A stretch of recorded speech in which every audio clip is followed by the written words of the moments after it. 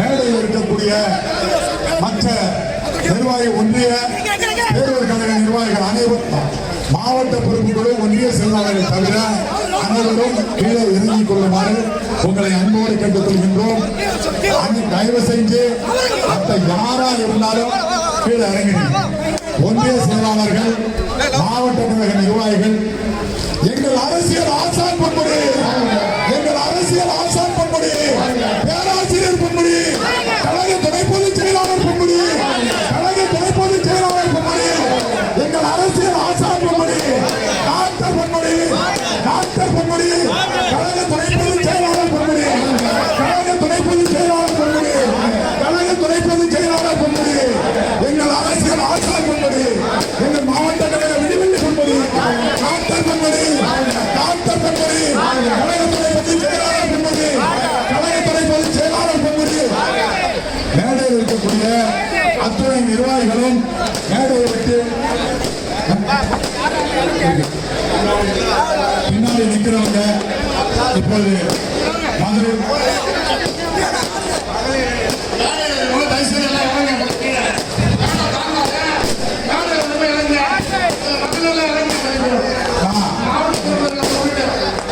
மாவட்ட நிர்வாகிகள் தவிர அந்த பக்கம் இருக்கிறவங்க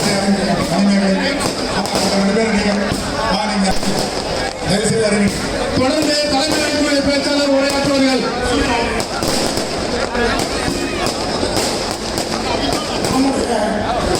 கழகத்துடைய தலைமை செயலாளர் முன்னாள் அமைச்சர் பொன்முடி அவர்களும் மாவட்ட கழகத்துடைய பொறுப்பாளர்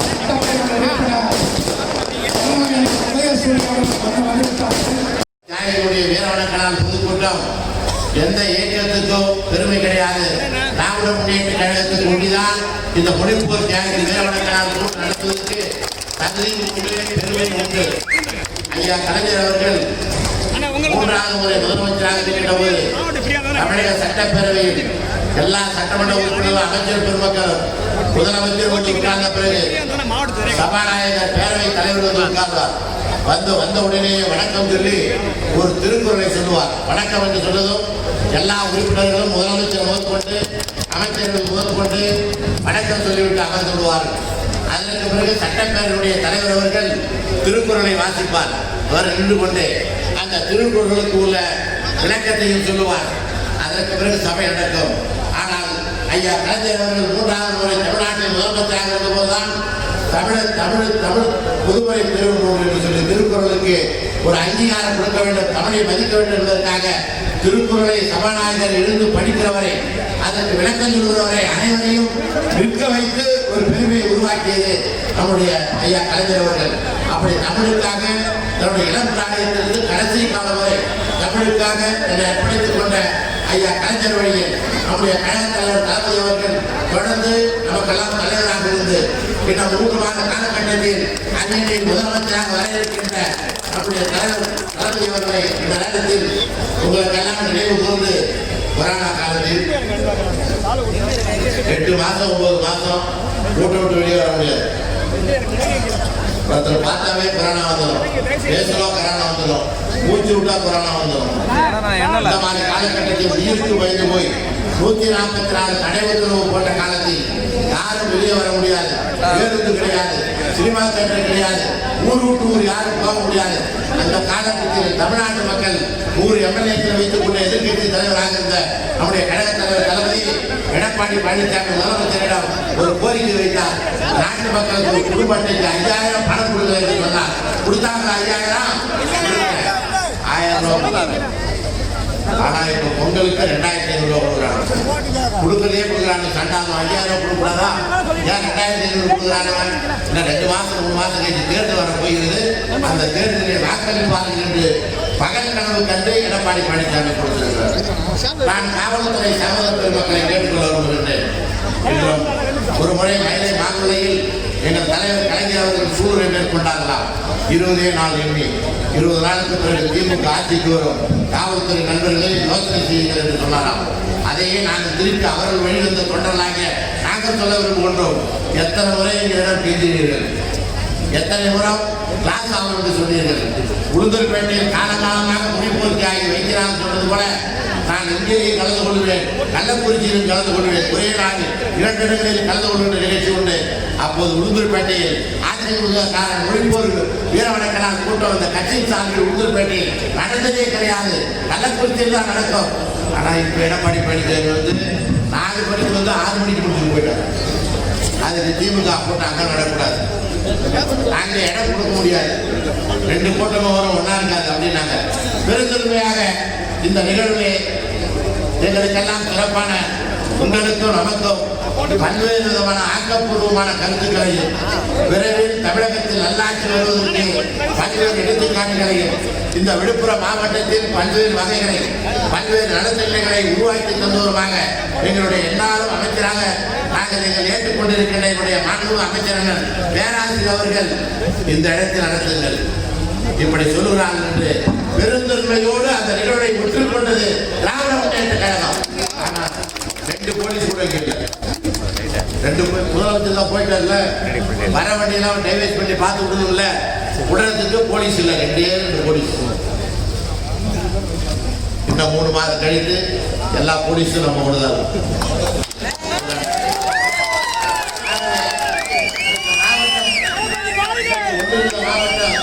கள்ளக்குறிச்சி மாவட்டமாக பிரிந்திருக்கிறது. ஆனால் 2010ஆம் ஆண்டு கள்ளக்குறிச்சி மாவட்டம் உருவாவதற்கு முன்பாகவே மாவட்ட மருத்துவமனை ஒரு அந்தஸ்தை கள்ளக்குறிச்சிக்கு வழங்கிய எங்கள் அமைச்சருக்கு உட்கார்ந்து இருக்கிறார். ஆகவே நான் அடிக்கடிக்காக சொல்லிக்கொண்டே போகலாம். கல்லூராயன் மலையில் வாழ்கின்ற மக்களுக்கெல்லாம் சாலை வசதிகள் முதற்கொண்டு வனத்துறை அனுமதி அளிக்காத காலகட்டத்தில் ஐயா முதலமைச்சர் கலைஞரிடம் எடுத்துச் சொல்லி அந்த நிகழ்வை உருவாக்கி தந்தவர் நம்முடைய அமைச்சர் அவர்கள். ஆனால் இன்றைக்கு வனத்துறை எந்த அனுமதியும் கொடுக்க மறுக்கிறது. வெக்கமா இல்ல?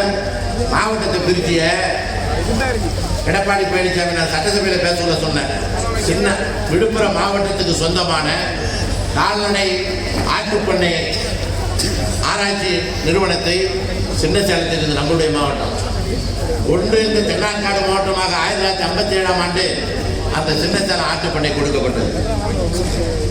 இந்த கொரோனா காலத்துக்கு முன்பு சட்டசபை நடக்கின்ற போது நான் சட்டசபையில் பேசுகிற வரை விழுப்புரம் மாவட்டத்தினுடைய ஜேடி கண்ட்ரோல் தான் கால்நடை மருத்துவமனை, அந்த கால்நடை ஆட்டுப்பண்ணை. ஆனால் முதலமைச்சர் எடப்பாடி பழனிசாமி அவர் சேலம் மாவட்டம் என்பதனால் தலைவாசலுக்கு 1000 ஏக்கர் 750 ஏக்கர் விழுப்புரம் மாவட்டம், அதற்கு முன்பு கடலூர் மாவட்டம். ஆனால் அந்த கால்நடை ஆராய்ச்சி பண்ணையை ஒரு முதலமைச்சர் என்ன செய்தார் என்று தெரியுமா? சேலம் தலைவாசல் கால்நடை ஆராய்ச்சி பண்ணையை மாற்றிட்டார். நான் கேட்டேன், நீங்க நாட்டுக்கு முதலமைச்சர், சேலத்துக்கு மட்டும் முதலமைச்சர் இல்லை, நீங்க என்ன செஞ்சிருக்கணும்? சின்ன சேலம் சேலம் ஆட்டுப்பண்ணைன்னு வச்சிருக்கலாம், இல்லை தலைவாசல் வச்சிருக்கலாம். ஏன் எங்களுடைய மாவட்டத்தினுடைய பெயரை நீங்க எடுத்துருவீங்க? எங்க மாவட்டத்து பேரை ஏன் வைக்கல அப்படின்னு நான் கேட்டதுக்கு சொன்னார் முதலமைச்சர், நான் மாவட்ட மருத்துவக் கல்லூரி கொடுத்திருக்கிறேன் உங்களுக்கு, நான் மாவட்டத்தை பிரித்து ஒரே ஆண்டில் 2 நிகழ்வுகளை உங்களுக்கு கொடுத்திருக்கிறேன், இதையெல்லாம் பாராட்டி பேசாமல் இப்படி பேசுகிறீர்களே என்று சொன்னார். அப்போதுதான் நான் சொன்னேன், அது என்ன ஒரு கண்ணுக்கு வெண்ணெய் ஒரு கண்ணுக்கு சுண்ணாம்பு, சின்ன சேலம் தலைவாசல் ஆட்டுப்பண்ணை வைப்பதற்கு பதிலாக இப்படி வைத்திருக்கிறீர்களே என்று கேட்டு, அப்போது மாவட்ட தலைவர் கள்ளக்குறிச்சியில் 5 கிலோமீட்டருக்குள் தான் இருக்கிறேன் என்று சொன்னோம். போய் எச்ஆர்சி இடத்தை போட்டு கேஸ் போட்டு நிறுத்திருக்கிறார்.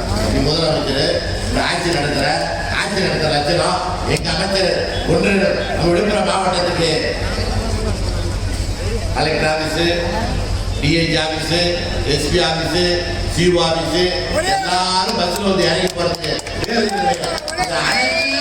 ஒரே இடத்தில் கட்டி கொடுத்த பெருமை திராவிட முன்னேற்ற கழகத்துக்கு.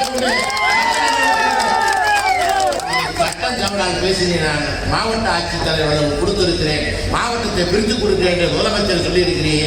நீ ஒரு மாவட்ட ஆட்சித்தலைவர் கடிதல் நாட்டினாயே 10 செங்கல் வைக்கிறதுக்கு முன்னால் முடிந்ததா? முடியவில்லை. ஆக வீரவசனம் பேசிக் கொண்டிருக்கிறார்கள். அதையெல்லாம் மாற்றி தூக்கடித்து விட்டு நம்முடைய கழக தலைவர் தளபதியை இந்த நாட்டுக்கு முதலமைச்சராக ஆக்க வேண்டும் என்ற சூழ்நிலை எப்பயுமே நடத்துவோம், அங்கே நடத்த விடல. அதனால இப்போ போட்டிக்கு என்ன நடந்ததோ தெரியல. அமைச்சர் சொன்னார் என்ற போன்ல கூப்பிட்டு, இந்த மாதிரி சொல்றாங்க, இளவநாத்தூர் கோட்டையில் நடத்திக்கலாம் அப்படின்னு சொன்னார். சரிங்கண்ணா அப்படின்னு. ஆகவே இந்த இளவநாத்தூர் கோட்டையில் இந்த மொழிப்போர் வீர வழக்கினால் இந்த 21 நடக்கிறது. அடுத்த 2022 மொழிப்போர் வீர வழக்கினால் கூட்டம் நடைபெறுகின்ற போது அவர் அமைச்சராக தளபதி முதலமைச்சராக உருவாக்குகிறது அன்போடு கேட்டுக்கொண்டு இந்த நிகழ்ச்சியை வருகின்ற அன்பு சகோதரர் ஜனகராஜ் அவர்களுக்கும் ஒன்றிய செயலாளர் விஸ்வநாதன் அவர்களுக்கும் வணக்கத்தை சொல்லி உங்கள் அனைவருக்கும் நன்றி சொல்லி விடைபெறுகிறேன். இன்னும் 2 மாசத்துல சென்னை கோட்டையிலே ஒரு முன்னோட்டம் தான் இளவனாசூர் கோட்டை. இங்க இருந்து இன்னும் 2 மாசத்துல நாம போறது சென்னை கோட்டை. நான் இளவனாசூர் கோட்டையில நான் படிக்கிற காலத்துல இருந்தே வந்திருந்தேன். என் கூட படிச்ச சுப்பிரமணியம் இந்த மாதிரிலாம் இருந்தாங்க. பியூசி படிக்கும்போது படிச்சவங்க அவங்களாம் இருந்தது. அப்பெல்லாம் அந்த ஊருக்கு வந்திருக்கிற தட்சிணாமூர்த்தி ஹெட் மாஸ்டர் இருந்தார். கொஞ்சம் பேர் அந்த காலத்தில் படித்தவங்களுக்கு தெரியும். அவர் வீட்டுக்கு நான் வருவேன். அவர் திருக்கோயிலூர். என் வீட்டுக்கு பக்கத்து வீட்டுக்காரங்கிறதால அவர் வீட்டுக்கு நானும் அந்த லீவு விட்டாங்க வந்து அவருக்கு வழக்கம். அப்போதே எனக்கு இந்த கோட்டை இளவனாசூர் கோட்டை தெரியும். ஆனால் இன்னைக்கு பார்க்குற இந்த கோட்டையில் இருக்கிற இந்த கூட்டத்தை பார்க்கும்போது உண்மையிலேயே தமிழ் உணர்வு நிறைந்தவர்கள் இங்கே அதிகம் பேர் இருக்கிறார்கள் என்பதற்கு சாட்சிதான் இந்த பெரிய அதான் உதயசூரியன் இங்கே அதை நிகழ்த்தி காட்டியிருக்கிறார். சொன்னார் நண்பர் வைத்து பேசும்போது நான் ஒரு உள்ளூர்பேட்டையில் நடந்தான்னு இருந்தேன். இந்த கோட்டை கொண்டாண்டாங்க. ஒன்றும் தப்பு இல்லை. கோட்டை இருக்காங்க. கோட்டையில் ஆக அதுல உள்ளூர்பேட்டைங்க நடக்கும். கோட்டை பிடிச்சா உள்ளூர்பேட்டையும் சரி கோட்டையும் சரி எல்லாம் ஒன்னா ஒரே வழியில் வரதான். திராவிட முன்னேற்ற கழகம் தான், கழக தலைவர் தளபதி தான் தமிழகத்தினுடைய அடுத்த முதல்வர் என்பதை நிரூபிக்கிற நிகழ்ச்சியாகத்தான் இந்த நிகழ்ச்சியை நான் கருதுகிறேன். ஆக இந்த நிகழ்ச்சி ஜனவரி 25ஆம் தேதி தமிழகம் முழுவதும் ஒரு மொழிப்போர் தியாகிகளுக்கான வீர வணக்க நாளாக கொண்டாடப்படுகின்றது. இதை துவக்கி வைத்தது திராவிட முன்னேற்ற கழகம் தான். வீர வணக்க நாள் எதுக்காக வணக்கம் செலுத்துகிறோம்? தமிழுக்காக உயிர் நீத்த தியாகிகளை, சிறையிலே மாண்டவர்கள், துப்பாக்கிக்கு பலியானவர்கள், தன்னை தீநாக்குகளுக்கு இரையாக்கி கொண்டவர்கள், இப்படி பல்வேறு முறைகளிலே தமிழுக்காக தியாகம் செய்த அந்த தியாகிகளுக்கு வணக்கம் செலுத்துகிற நாள் தான் இந்த வீர வணக்க நாள். அதில் தான் நடராஜன் இதெல்லாம் 38, 39 நடராஜன், தாளமுத்து, கீழப்புழுவூர் சின்னசாமி, கோடம்பாக்கம் சிவலிங்கம், விருங்கம்பாக்கம் அரங்கநாதன், கீரனூர் முத்து, சிவகங்கை ராஜேந்திரன். சிவகங்கை ராஜேந்திரன் சொல்றதை விட ஒரு அண்ணாமலை வைக்கிற மாணவ ராஜேந்திரன் தான் எல்லாருக்கும் தெரியும். அவர் அங்கே படித்தவர். அங்கே துப்பாக்கி சூட்டிற்கு பலியான ஒருவர்.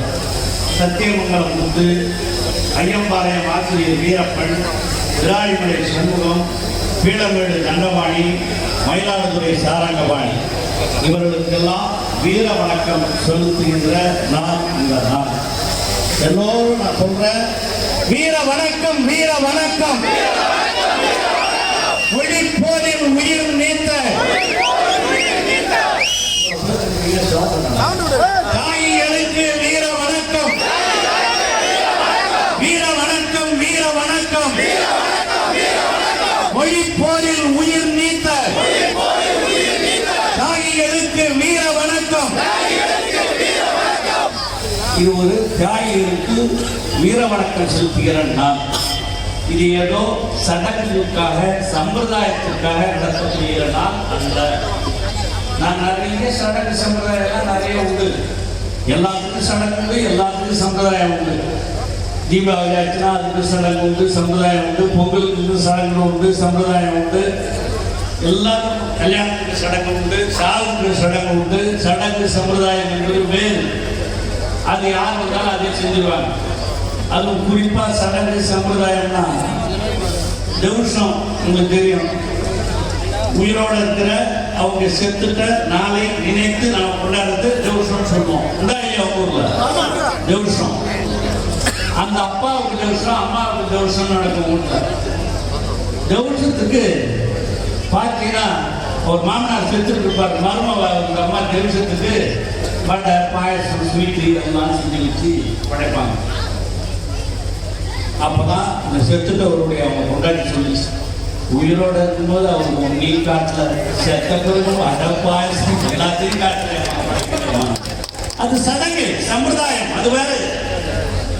ஆனால் நாம் மொழிப்போர் தியாகிகளுக்கு வீர வணக்கம் செலுத்துகிறோம் என்று சொன்னால் இது ஏதோ சடங்கிற்காக சம்பிரதாயத்திற்காக நடத்துகிற நிகழ்ச்சி அல்ல. வரலாற்றை திரும்பி பார்த்து வளர்கிற இளைஞர்களுக்கு தமிழ் உணர்வை ஊட்டுவதற்காக நடத்துகிற விழா நிகழ்ச்சியை தவிர இது ஏதோ சடங்கோ சம்பிரதாயமோ அல்ல. உதயசரி கூட்டத்தை கூட்டினாரு, அதுல பொன்முடி வந்து பேசினாரு, அதுல மாதிரி சுந்தரராஜன் வந்து பேசினாரு, அங்கே கலந்துக்கிட்டாங்க. இதெல்லாம் ஒரு சடங்கு சம்பிரதாயம் அல்ல.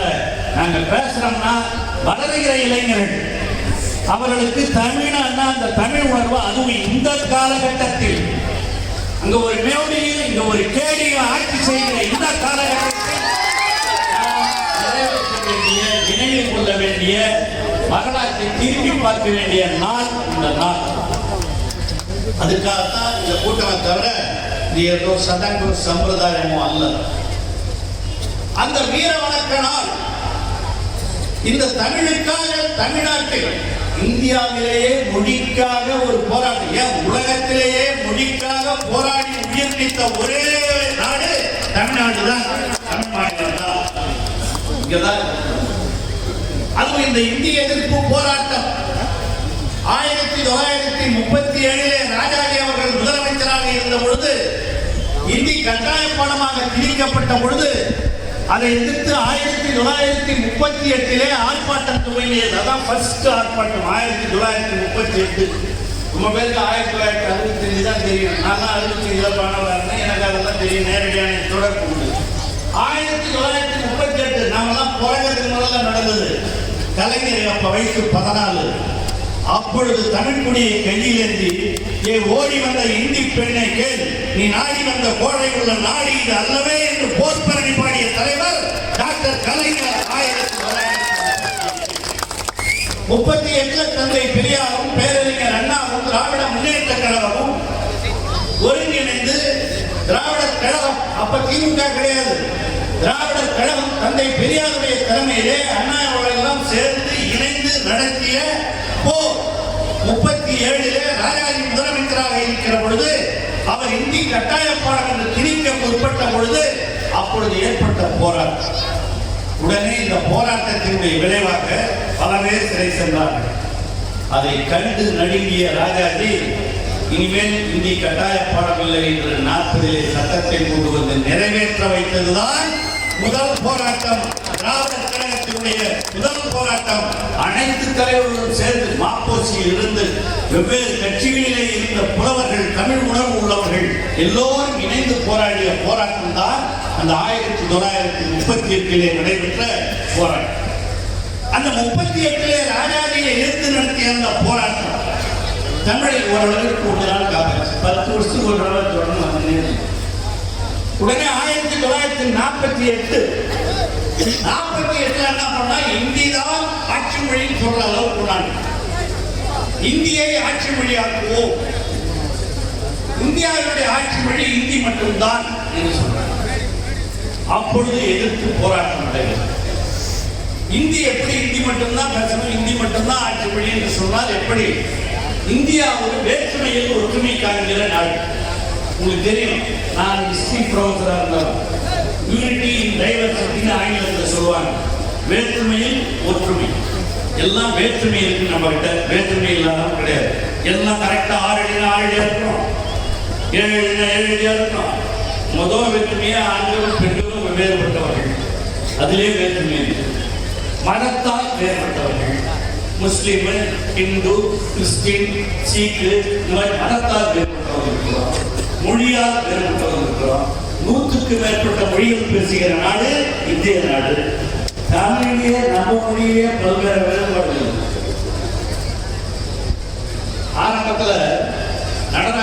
பேசும்போது சொல்லுவார், திமுக பேச்சாளர் நடராஜன் பேசும்போது சொல்லுவார், சிலோனில் இருக்கிறவன் தமிழ் பேசுறதுக்கும் சென்னையில் இருக்கிறவன் தமிழ் பேசுறதுக்கும் வித்தியாசம். சென்னையில் சிலோனில் இலங்கையில் இருக்கிறவன் தான் பேசுவான், அவன் நலமாக இருக்கின்றான், கடையிலே பொருள் இருக்கிறது அப்படின்னு பேசுவான். இருக்கிறது எங்க சிலோனில், அதாவது திருவனந்தபுரம் மதுரை திருச்சி வந்ததுன்னா இருக்குது, இருக்கின்றது அப்படின்றது மாதிரி திருச்சிக்கு வந்தா இருக்குது. நம்ம ஊர்ல வந்தா இருக்குதா கேட்போம். சென்னைக்கு போனா என்னன்னு கேட்பான், என்னப்பா கீதா சாப்பாடு கீதா. இருக்கின்றது என்ற ஒரு சொல் இது வழக்குகளின் காரணமாக மாறுகிறது. ஒரு மொழியிலேயே இவ்வளவு மாற்றங்கள் இருக்கிற பொழுது பல்வேறு மொழிகள் இருக்கின்ற இந்த நாட்டில் இந்தி மொழி மட்டும்தான் ஆட்சி மொழி என்று சொல்வது எந்த அளவுக்கு நியாயம் என்று 1948 பெரிய போராட்டம். அந்த போராட்டம் நடைபெற்ற பொழுதுதான் அந்த காலகட்டத்திலே நேரு அவர்கள் ஒரு வாக்குறுதியை கொடுத்தார். இந்தி பேசாத மக்கள் விரும்பியவரை நாங்கள் இந்தியை திணிக்க மாட்டோம் சொன்னார். அவர் சொன்னதான் ரொம்ப நாளைக்கு இருந்தது. ஆனால் இவருக்கு உடல அவர் சொன்ன அந்த வாக்குறுதி யாரால் கிடைத்தது? தமிழகத்திலே நடைபெற்ற போராட்டத்தினால் நமக்கு கிடைத்த வெற்றி. சுதந்திரம் பெற்ற மறுஆண்டே நாம் நடத்திய போராட்டம், தந்தை பெரியாரும் அப்பொழுதெல்லாம் திமுக எல்லாரும் சேர்ந்து நடத்திய போராட்டத்தின் விளைவாக அந்த உறுதியை நேரு அவர்கள் நேருக்கு உறுதிமொழின்னு சொல்வாங்க. இந்தி பேசாத மக்கள் விரும்புகிற வரை அந்த மாநிலத்தில் இந்தியை புகுத்த மாட்டோம் என்று உறுதிமொழி கொடுத்தார் ஜவஹர்லால் நேரு. இது இரண்டாவது போராட்டம். முதல் போராட்டம் 38, இரண்டாவது போராட்டம் 48, அதோட முதல்ல மூணாவது போராட்டம் 60களில் ஆரம்பிச்சிட்டாங்க. 60ல் மறுபடியும் ஆரம்பிச்சாங்க. இந்தி தான் ஒரே மொழி, ஆட்சி மொழி, வேற மொழி இருக்கக்கூடாது, எல்லோரும் ஹிந்தி படிக்கணும், கட்டாய பாடமாக மாற்றப்பட வேண்டும். நம்ம ஹிந்தி கட்டாயப்பட மாற்றணும்னா இப்போ அது சொல்லலாம். நம்மளே ரொம்ப பேசலாம், இவங்க தான் சார் ஹிந்தி படிக்கிறவனா எங்களெல்லாம் எடுத்துக்காங்க. ஹிந்தி படித்தவனா வேலைக்கு போகிறானா? ஹிந்தி படித்தவன் நான் ஹிந்தியெல்லாம் படித்தேன். ஹிந்தி படித்தவன்லாம் வேலைக்கு போயிட்டானா? வேலை கொடுக்குறாங்களா? இந்தி நாட்டில் வட இந்தியாவில் எல்லாருக்கும் ஹிந்தி படித்தவங்க பூரா வேலை கிடைச்சிருந்தா அங்கே இருக்கிறவங்க பூரா இங்கே சென்னைக்கு வந்து டீ ஆக்கிக்கலாம், பானிபூரி விற்கிறான். அதை பாரு கரெக்டாக சொல்கிறாரு, பானிபூரி விற்கிறான். நம்ம ஊர்லேயே சோற்புட்டி கடையும் பான்புட்டி கடையும் டீ கடையும் வச்சுக்கிட்டு அங்கே இருக்கிற ஹிந்தி பேசுகிறவங்களாம் வந்திருக்கான். அப்படி இருக்கும்போது இங்கே இருக்கிறவங்க சொல்கிறான் ஹிந்தி படித்தா ஏன் இருக்கிறாங்க. போகிறவங்க ஒன்றுன்னு அங்கேயே படிக்கிட்டோம். மும்பைக்கு போனான்னா அங்கே இருக்கிறவன் அங்கே ஒரு மக்களோட பழகி ஹிந்தி எடுத்துட்டு போகிறான், நம்ம ஹிந்தி பேச போகிறோம். அதுதான் வேலை. தமிழ்நாட்டில் இருக்கிறவங்க எதிராக ஹிந்தி நாங்கள் பேசும்போது தமிழ் நாங்கள் தமிழில் பேசிக்கொள்ளியோ, இங்கேருந்து வெளிநாட்டுக்கு போனால் ஆங்கிலம். அதுதான் அண்ணா சொன்னார், அருமையான ஒரு உதாரணம் பண்ணார். மும்மொழி திட்டம்னு சொல்லும்போது பேரறிஞர் அண்ணா சொன்னார், ஹிந்தி படிக்கணும், அப்போதான் இந்திய அளவில் போய் நான் இந்தியா பூரா எல்லா மாநிலத்துக்கும் போக முடியும், அதனால இந்தியை படிக்கணும்னு சொன்னார். அண்ணா சொன்னார், ஒரு வீட்டில் ஒரு ஓட்டை, அந்த ஓட்டை வழியாக பூனை போகும், அந்த ஓட்டை வழியாக பூனை போகும். அந்த வீட்டுக்காரன் என்ன பண்ணா, பூனை இந்த ஓட்ட வழியாக போகல, எலி போகிறதுக்கு ஒரு வழி ஓடணும்னு பக்கத்தில் ஒரு சின்ன ஓட்ட போகிறாங்க. பூனை போகிற சந்தில் எலி போகாது. அப்ப உலக மொழி ஆங்கிலம் தெரிந்திருக்கிற பொழுது எலி நுழையத்துக்கு எதிராக இந்தி என்று கேட்டவர் பேரறிஞர் அவர்கள். பல நாடுகளுக்கு இடையே பேசி பழகிற ஆங்கிலம் எங்களுக்கு தெரிகிற பொழுது இந்தியை படித்து நாங்களே ஒரு சின்ன வலயத்திற்குள்ளே நுழைய வேண்டும். நாங்கள் இன்டர்நேஷனல் லாங்குவேஜ் என்று சொல்லப்படுகிற பன்னாட்டு மொழியான ஆங்கிலத்தை படிப்போமே தவிர வேறு எதையும் படிப்பதற்கு நாங்கள் தயாராக இல்லை என்று முதலில் குரல் கொடுத்தது தமிழகம். தமிழகம் தமிழகம் திராவிட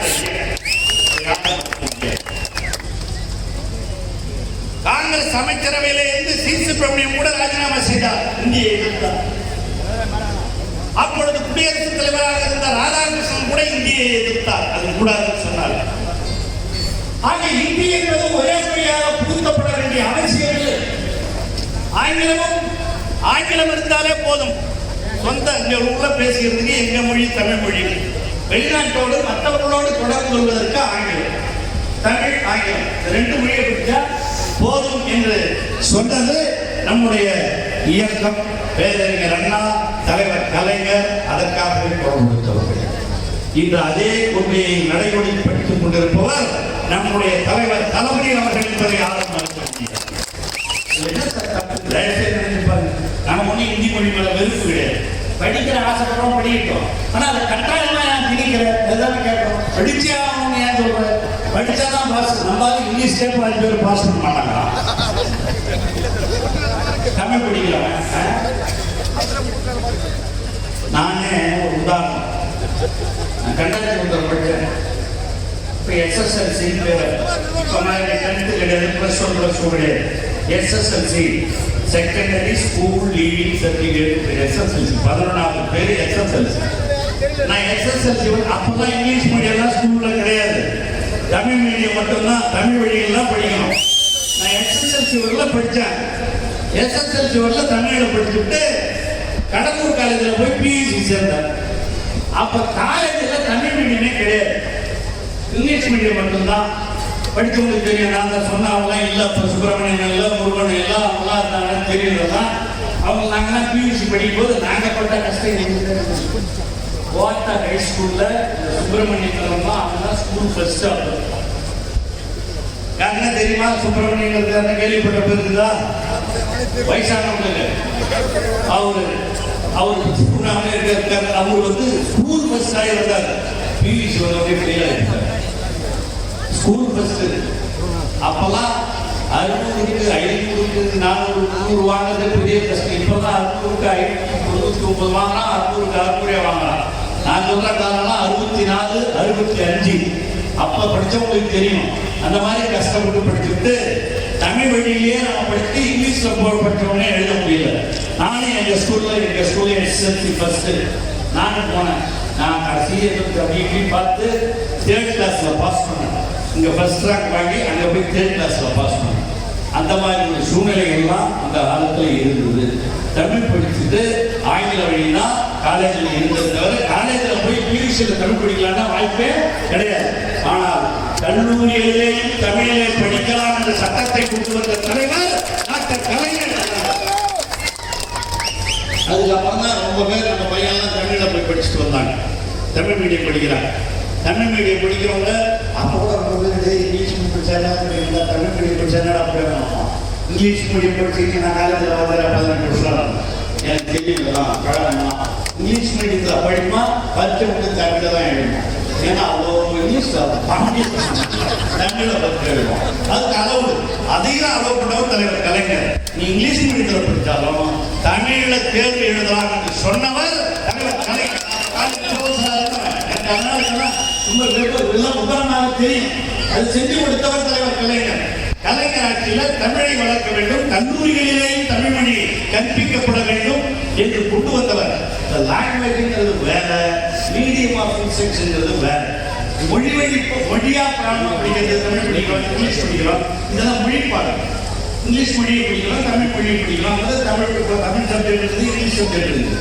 ஆனால் இந்த science, social, maths, history, politics இதெல்லாம் இருக்குல்ல, இதை படிக்கும்போது அதை எதுல படிக்கிறதுன்னா மீடியம் ஆஃப் இன்ஸ்ட்ரக்ஷன், எந்த மொழியில் அதை படிப்பது, அந்த இதையும் படிப்பதற்கு தமிழிலேயே படிப்பதற்கு வழிவகை செய்தது கழகத் தலைவர் கலைஞர் என்பதை யாரும் மறக்க முடியாது. அதனாலதான் ரொம்ப பேர் கிராமப்புற மாணவர்கள் தமிழில் படிக்கிறதுக்கு தயாராக இருக்கிறார்கள். அப்படி முக்கியம்னா பரவாயில்ல, ஆங்கிலம் படிக்கிறதுனால ரொம்ப பேர் நீங்க வெளிநாட்டுக்கு போறதுக்கு வாய்ப்பு கிடைக்குது, வெளிநாட்டு மக்களோடு பேசுவதற்கு வாய்ப்பு கிடைக்குது. இங்க இருக்க ஆந்திராக்காரங்களோட பேசினா கூட இங்கிலீஷ்ல பேசலாம், கர்நாடகாவோட பேசினா இங்கிலீஷ்ல பேசலாம், மும்பையில் இருக்கிறவங்க கூட இங்கிலீஷ் பேசலாம். ஆனா அங்கதான் என்ன பண்றான், இங்கிலீஷே படிக்கிறது இல்லை, வெறும் ஹிந்தி மட்டும் படிச்சுப்பான். அவன் ஹிந்தி படிச்சுட்டு அவன் கூட நானும் பேசுறத நாமளும் ஹிந்தி படிக்கணுங்களா? தேவையா? முதல்ல வேற்றுமையில் ஒற்றுமை. இப்ப இருக்கிற இந்த மோடி ஆட்சி வேற்றுமையில ஒற்றுமை நாம சொல்றோம். அவன் என்ன சொல்றான், ஒற்றுமை கிடையாது, வேற்றுமை கிடையாது, ஒன்னே ஒண்ணுதான் இருக்கணும், எல்லாம் ஒன்னாதான் இருக்கணும். ஒரே நாடு என்ற மாநிலங்கள்லாம் இருக்கக்கூடாது. ஒரே நாடு, ஒரே மொழி, ஒரே மதம், எல்லாம் ஒன்றா இருக்கலாம். சாப்பாடு ஒரே சாப்பாடு சாப்பிடணும். சாப்பாடு ஒரே சாப்பாடு தான் நேரத்தில். அப்புறம் ஒரே சாப்பாடு எல்லாம் ஆரோக்கியமா இருக்கணும் சட்டம் போட முடியுமானால. ஆக வேற்றுமையில் ஒற்றுமை என்பது இந்திய நாட்டினுடைய ஒரு பண்பாடு. யூனிட்டி இன் டைவர்சிட்டி நான் தான் சொல்லுவோம். மதத்தின் அடிப்படையில வேறுபட்டு இருக்கிறோம், மொழியின் அடிப்படையில வேறுபட்டு இருக்கிறோம். இதே ஊர்ல கோட்டையில பாத்தீங்கன்னா நிறைய முஸ்லிம்ஸ் இருக்காங்க, ஹிந்துஸ் இருக்காங்க. நம்ம ஹிந்துஸ்ல ஒரு பழக்கம், சாய் கல்யாணம் தான் உடனே கிடையாது. நான் கூட அப்படிதான். நம்ம சொந்தக்காரன் நம்பாத கல்யாணம் வச்சுக்க வச்சா கூட போக மாட்டோம். ஆனா அவங்க வச்சா கரெக்டா போயிடும். ஏன்னா பிரியாணி நம்ம கல்யாணத்துக்கு வந்தா வடை பாயசம் சாப்பாடு இதுதான். பாயசம் கல்யாணத்துக்கு போனா பிரியாணி. அது எவ்வளோ வேணாம் சொல்றீங்களா? பாய் சாப்பிட என்ன போறோம்னா அங்கெல்லாம் கண்டிப்பா போய் சாப்பிடுவாங்க. ஆக இந்த வேறுபாடுகள் மதத்தின் அடிப்படையில் மாமன் மச்சான் அண்ணன் தம்பி இப்படி பழகி கொண்டிருக்கிற நம்மிடம் ஒரு மதத்தை அதை அரசியல் ஆதாயம் தேட நினைக்க மோடி நமக்கு துறை கோயிலை இருக்கிற பேணி இவர்களை இறக்க வேண்டிய கூட ஊதுப்பட்ட வந்தார். என்ன கேட்டாங்க, முதல்ல எனக்கு ஊதுப்பட்ட அனுப்பிச்சு நான் பார்த்துருக்கேன். எஸ்பி டிஎஸ்பி ஃபோன் பண்ணார், சார் முதலமைச்சர் வர அவர் பண்ணா அவர் பண்ண இடத்துல போய் சார் நான் பண்ண பேசுகிறேன். நீங்கள் ரெண்டு பேரும் ஒன்றா இருக்கீங்கன்னா பெரிய கிளாஸ் சார் அப்படின்னு. அப்போ நான் சூரியனை பார்த்து கேட்டேன், என்ன சூர்யா குமார் சொல்கிறாரு வேற என்ன வச்சுக்கலாமான்னு. இல்லைண்ணா நான் பார்க்கணும். அவருக்கு எப்படி அவருக்கு பயணி பார்த்தார். அவர் முடியணும்னா அவரே என்ன பண்ணாரு, சரி நான் கோட்டையில் வச்சுக்கலாம்னாரு. நானும் அதான் ரைட்டு. ஏன்னா நம்ம கோட்டையில் நடத்துகிற கூட்டம்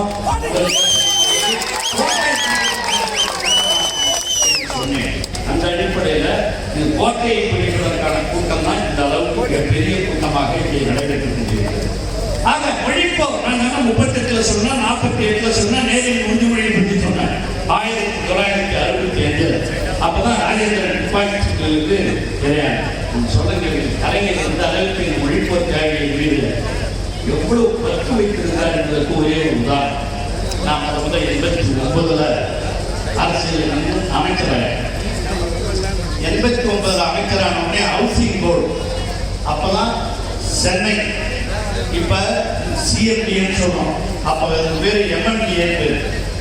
அந்த எம்எம்டிஏ வந்து ஒரு கட்டடம் இருக்கு. அந்த கட்டடத்துக்கு பேர்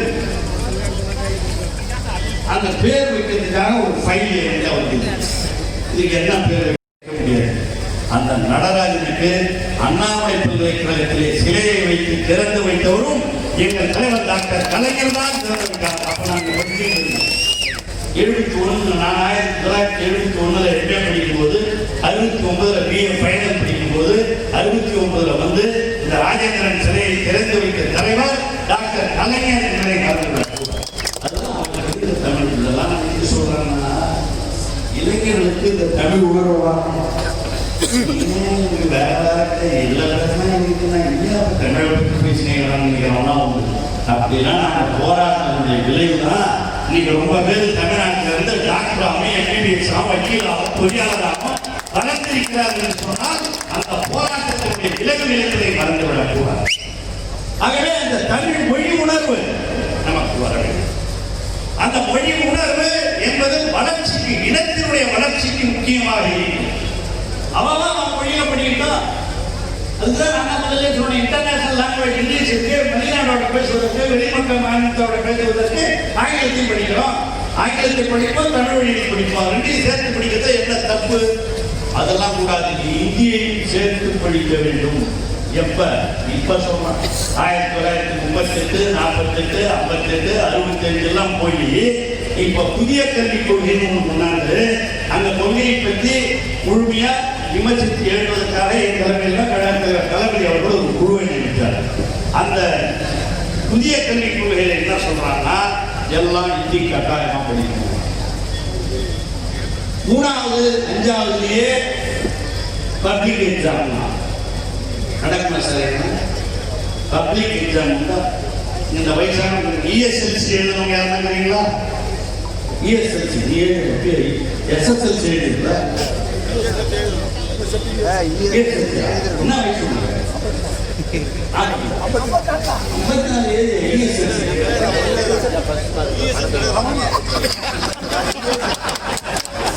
54 தப்பா சொல்றாரு.